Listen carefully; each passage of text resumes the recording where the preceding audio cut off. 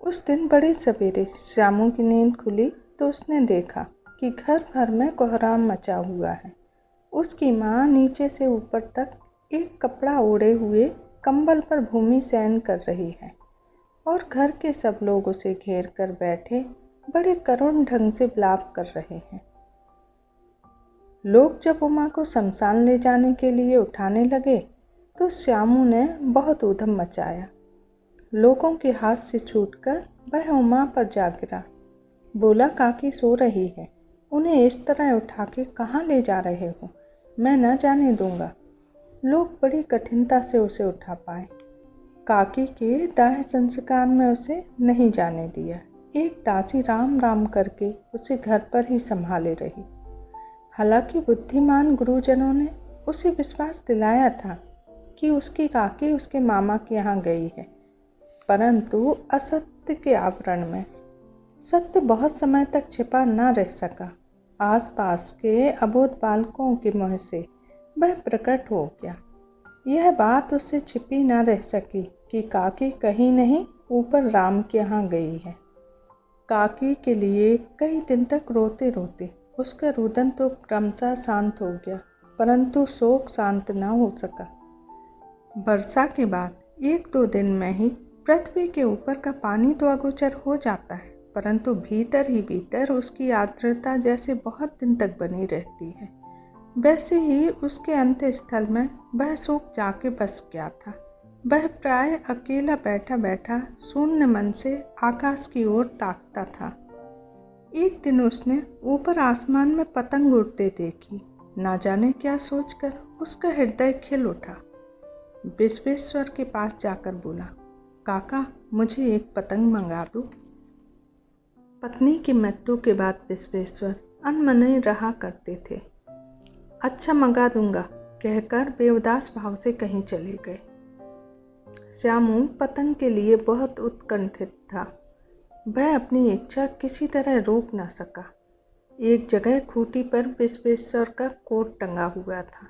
इधर उधर देखकर उसने एक स्टूल सरका कर रखा और ऊपर चढ़कर कोट की जेब टटोली, उसमें से एक चवन्नी निकाली और तुरंत वहाँ से भाग गया।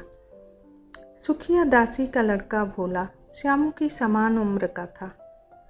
श्यामू ने उसे चवन्नी देकर कहा, अपनी जीजी से कहकर चुपचाप एक पतंग और डोर मंगा दो।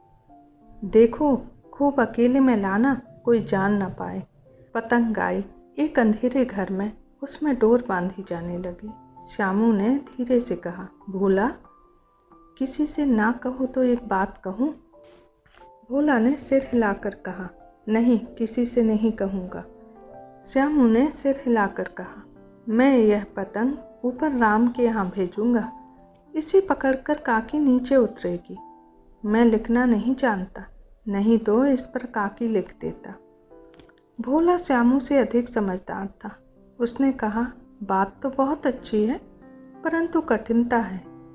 यह डोर पतली है, इसे पकड़कर काकी उतर नहीं सकती। इसके टूट जाने का डर है। पतंग में मोटी रस्सी हो तो सब ठीक हो जाएगा। श्यामू गंभीर हो गया। परेशानी यह थी कि मोटी रस्सी मंगाई कैसे जाए। पैसे पास में थे नहीं और घर के जो लोग उसकी काकी को बिना दया माया के जला आए हैं, वे उसे इस काम के लिए कुछ नहीं देंगे। उस दिन श्यामू को चिंता के मारे बड़ी रात तक नींद नहीं आई।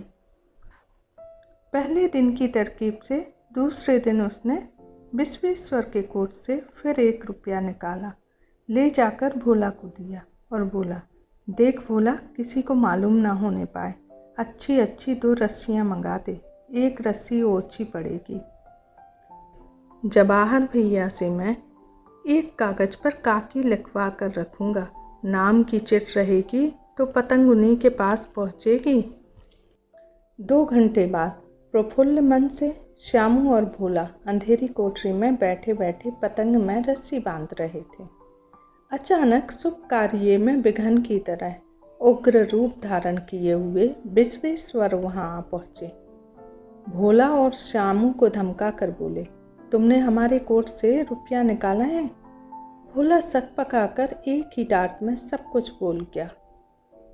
बोला, श्यामू भैया ने रस्सी और पतंग मंगाने के लिए निकाला था। विश्वेश्वर ने श्यामू को 2 तमाचे जड़कर कहा, चोरी सीखकर जेल जाएगा? अच्छा, तुझे अच्छी तरह समझाता हूँ। यह कहकर फिर तमाचे जड़े और कान मलने के बाद पतंग फाड़ डाली। अब रस्सियों की ओर देखकर कहा, ये किसने मंगाई? भोला ने कहा, इन्होंने मंगाई थी। कहते थे इनसे पतंग तानकर काकी को राम के यहाँ से नीचे उतारेंगे। विश्वेश्वर हैरान होकर वहीं खड़े रह गए। उन्होंने फटी हुई पतंग उठाकर देखी। उस पर चिपके हुए कागज पर लिखा हुआ था, काकी।